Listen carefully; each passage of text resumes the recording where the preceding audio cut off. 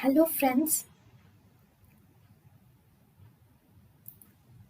welcome to Creative Medicine.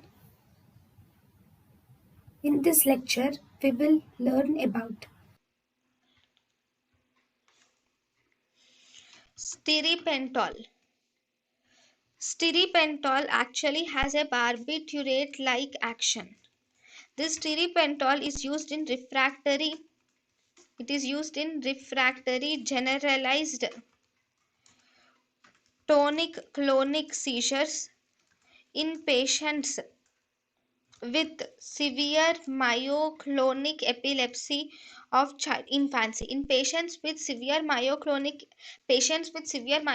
epilepsy of infancy, if they develop generalized refractory tonic clonic seizures, that is when we use this stirpentol. This severe myoclonic epilepsy of infancy is also called as Dravet syndrome.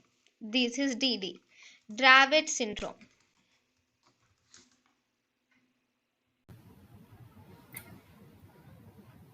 thank you and thank you for watching.